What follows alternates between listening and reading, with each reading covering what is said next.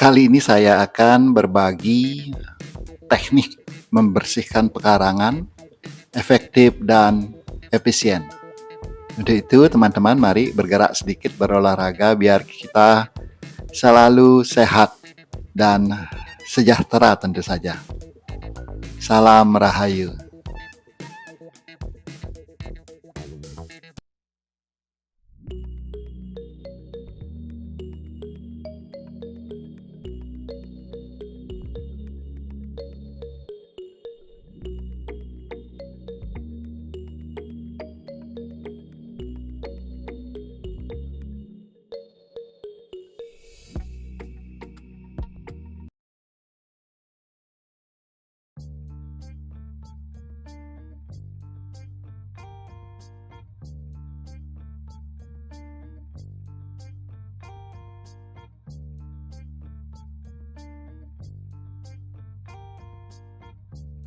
Jam 6.45 pagi, nampak pekarangan rumah saya sudah tertata kebersihan dan kerapiannya.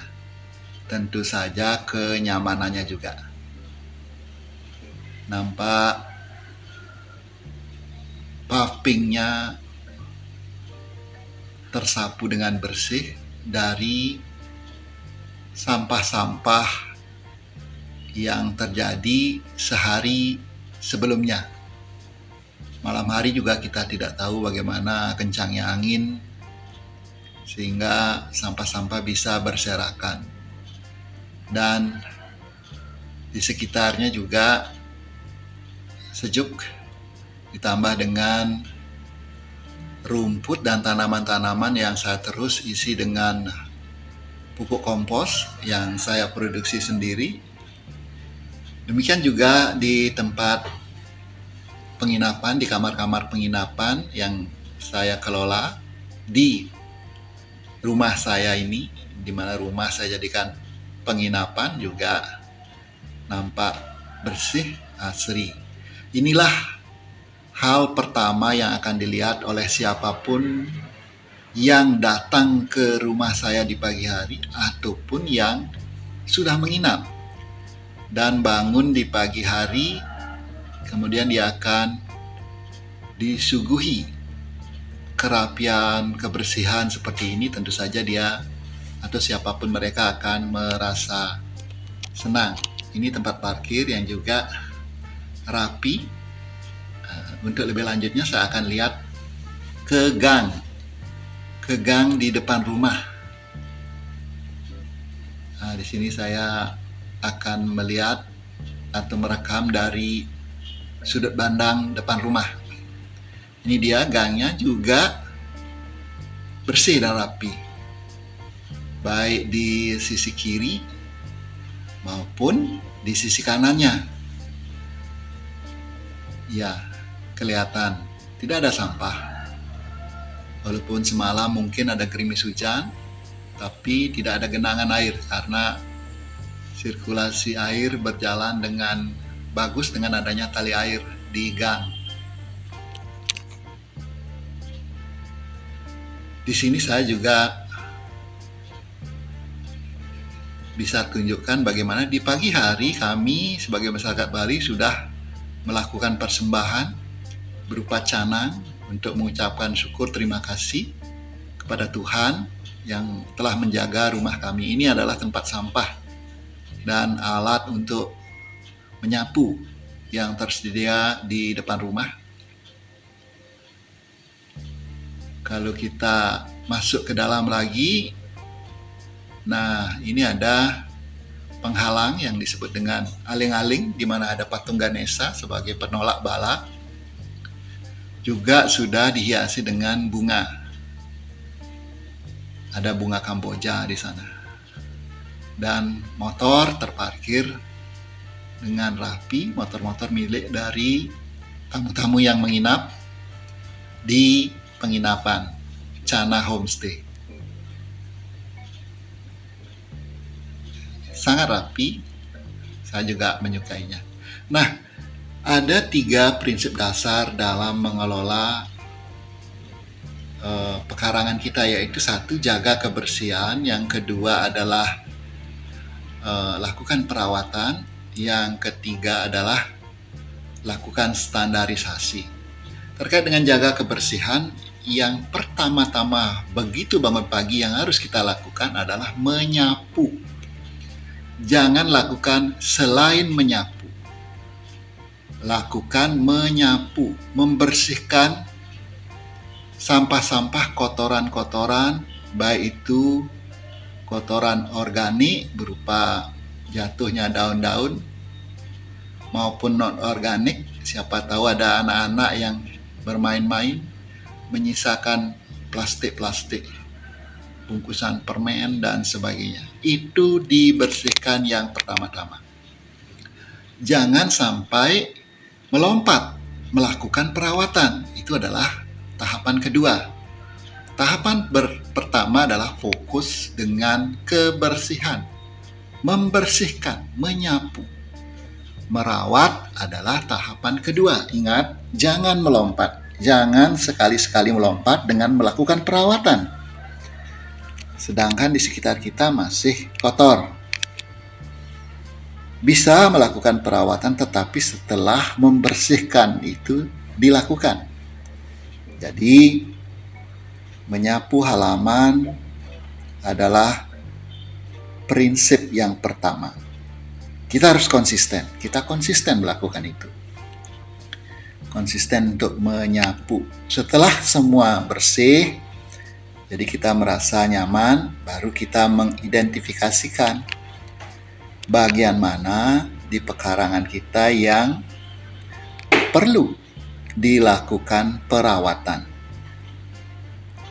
Nah, kalau dalam hal ini saya udah observasi tempat-tempat yang harus saya lakukan perawatan. Contoh tindakan perawatan di sini yaitu mencabuti rumput-rumput yang tumbuh pada jalan setapak atau paping, jalan paping ini. Nah, ini harus kita cabuti. Kalau tidak kita cabuti, dia akan tumbuh liar dan bisa menjadi kurang nyaman untuk dilihat. Ini bukan kotoran,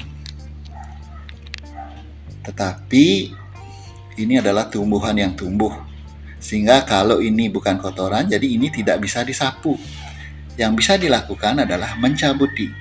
Mencabuti rumput liar ini tidak bisa dilakukan di awal. Dia harus dilakukan setelah kita selesai menyapu. Sehingga ada ketenangan. Itulah yang disebut dengan mengelola. Mengelola diri untuk konsisten melakukan tahapan itu. Tahapan yang pertama menyapu, tahapan kedua melakukan perawatan dengan pencabutan. Ini contoh mencabut rumput.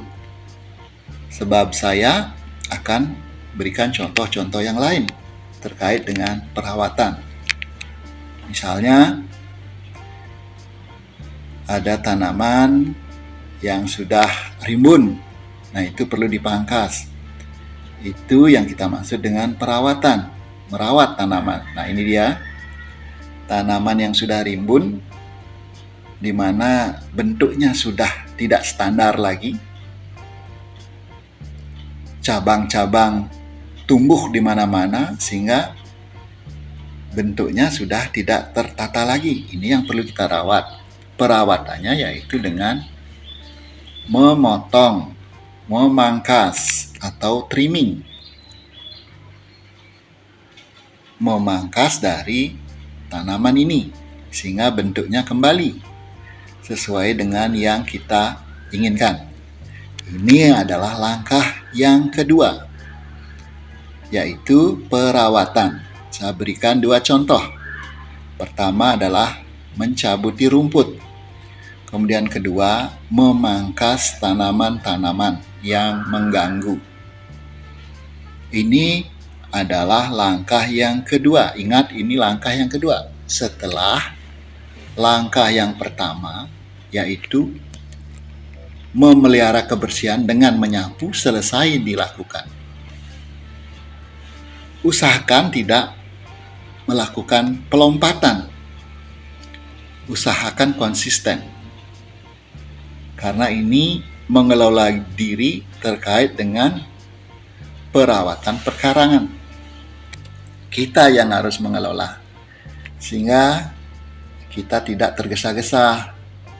Jika kita melakukan perawatan terlebih dahulu, kita tidak tahu aktivitas apa yang akan kita lakukan setelah itu. Tiba-tiba ada kunjungan teman, atau ada tetangga yang meminta bantuan, sedangkan kita belum melakukan pemeliharaan kebersihan, yaitu menyapu, sehingga akhirnya tidak maksimal usaha kita di hari itu. Baiknya adalah pemeliharaan kebersihan terlebih dahulu, menyapu, sehingga semuanya bersih di awal, baru melakukan langkah perawatan. Saya memotong-motong tanaman kembang sepatu ini agar bisa terbentuk dengan baik. Kemudian dia akan berbunga. Ya, tentu saja saat ini belum begitu banyak bunganya karena musim hujan. Biasanya di musim kering dia sangat berbunga banyak. Lebih banyak bunganya daripada daunnya. Sehingga ketika kita bentuk menjadi bulatan ataupun berbentuk seperti payung, dipenuhi dengan bunga, sangat indah dilihat. Itu hasil yang akan didapat jika dilakukan perawatan secara berkala, konsisten, terus-menerus. Perawatan itu tidak bisa dilakukan hanya sekali. Karena membentuk cabang-cabang itu agar dia tumbuh ranting-ranting kecil sehingga polanya terbentuk itu perlu waktu dan perlu konsistensi. Kembali saya ingatkan 3 langkah, yaitu pemeliharaan kebersihan, kemudian yang kedua melakukan perawatan, dan kita nanti akan menginjak ketiga, yaitu standarisasi. Walaupun di rumah tangga kita perlu lakukan standarisasi, karena standarisasi memungkinkan kita mendapatkan kenyamanan, keamanan juga. Banyak hal yang bisa kita contohkan sebagai standarisasi sebentar lagi. Saya akan tunjukkan apa-apa aja poin standarisasi tersebut. Ini adalah contoh standarisasi bagaimana kita menempatkan alat pel ini pada tempatnya, yaitu kita paku di tembok dan selalu ada di sana agar mudah diambil. Ini juga penempatan dari alat dorong itu. Dan ini adalah penempatan yang salah dengan standar bagaimana gunting ditempatkan di lantai. Ini akan berbahaya bagi anak-anak. Ini perlu diambil. Kemudian ini juga tali-tali tidak semestinya ada di patung ini. Demikian juga makanan burung ini, makanan burung liar ini tidak boleh ada di sini karena dia tidak standar ada di sana. Ini juga semestinya mantel jas hujan motor ini ada di dalam motor. Jadi kita pindahkan. Hal-hal yang tidak standar itu tidak standar tadi. Contoh yang lain tentang standarisasi adalah meja ini. Bagaimana lukisan itu tidak presisi di tengah-tengah, kita geser sedikit, standar. Kemudian diikuti dengan kotak tisunya. Dan di sini ada kunci sepeda motor. Ini juga tidak boleh ada di sini. Mestinya kunci ada di tempat kunci. Kalau toh ada mainan anak-anak, ya kita taruh di tengah-tengahnya, kemudian kita geser sedikit biar kelihatan simetris. Nah, ini udah mulai standar dia. Jadi standarisasinya terjaga.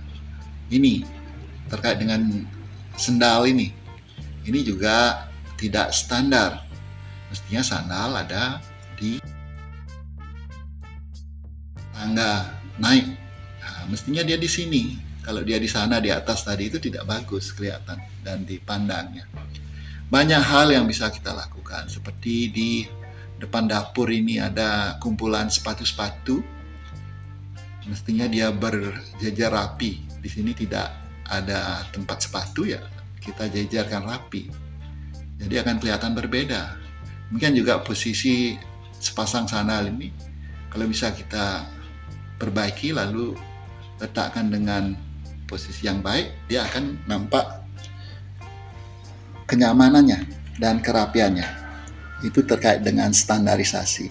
Standarisasi terkait sapu ini tidak boleh ada sapu seperti ini, mestinya dia digantung karena dia memiliki tempat untuk menggantung. Dengan digantung, kita akan berhemat penggunaannya karena tidak akan patah-patah kalau digeletakkan begitu saja di bawah. Nah, itu manfaat dari standarisasi. Tempat sampah ini tidak standar posisinya, mestinya dia ada di pojok, karena dengan dia diletakkan di sini, dia bisa kemungkinan membahayakan siapapun yang berlalu lalang di tempat ini. Kemungkinan bisa menubruk dari tempat sampah ini. Itu yang saya maksudkan dengan standarisasi. Ini juga estetikanya tidak ada. Mestinya patung ya dibiarkan. Kemudian yang menutupi patung itu yaitu planter box, itu juga harus dipindahkan, ditaruh di belakang jika itu belum digunakan, atau ditempatkan di bawah pot jika mau digunakan. Itulah standarnya. Kita lanjutkan lagi. Mungkin kita lihat bagaimana situasi balkoni di masing-masing kamar-kamar penginapan. Nah, itu banyak tatakan pot yang nanti saya akan pindahkan. Ini tentang meja, ada 2 meja, itu udah standar. Kemudian ada gantungan baju atau jemuran, kemudian ada asbak bagi tamu-tamu yang merokok. Nah, asbak idealnya memang harus di tengah-tengah. Ini tidak standar, kita geser sedikit. Nah, dengan menggeser saja sudah tercipta kenyamanan, keselarasan. Kita lihat di kamar sebelahnya. Wah, asbaknya masih posisinya kurang bagus, sedangkan jemuran sudah bagus ditempatkan. Nah, kita geser ini di tengah-tengah sehingga dia menjadi standar. Kita lanjutkan ke kamar yang sebelahnya lagi. Sudah, jemurannya mungkin dipakai. Oh, itu ada handuk yang digantung oleh tamu di pintu kamar. Nah, itu kita tidak boleh intervensi, biarkan saja dulu. Sebenarnya itu tidak boleh, tidak nyaman, tapi kita nggak mungkin mengingatkan tamu di pagi hari. Ini dia, di masing-masing pilar itu terdapat patung-patung yang mana semuanya harus ada karena itu standar. Nah, helm yang ada di atas meja, mestinya helm itu tidak ada di sana karena bisa mencederai penglihatan. Jadi helm mestinya digantung agar dia terlihat standar. Bagaimana mengingatkan tentang standarisasi? Di sini saya berikan pengingatan dengan petunjuk-petunjuk, misalnya motor tamu di sini. Jadi mereka tidak sembarangan dalam memarkirkan sepeda motornya. Jadi diparkir di sana sehingga ada standarisasi bahwa parkir di dalam, diparkir di tempat parkir. Tidak sembarangan di setiap celah diisi motor, nanti bisa tidak nyaman, di samping juga tidak aman. Tidak amannya bisa jadi motor akan ditabrak orang yang jalan karena tidak terlihat mungkin di malam hari. Demikian teman-teman, semoga berguna apa yang saya sampaikan. Jangan lupa kalau ke Sanur menginap di Cana Homestay. Menghubungi saya akan mendapatkan harga super spesial. Salam Rahayu.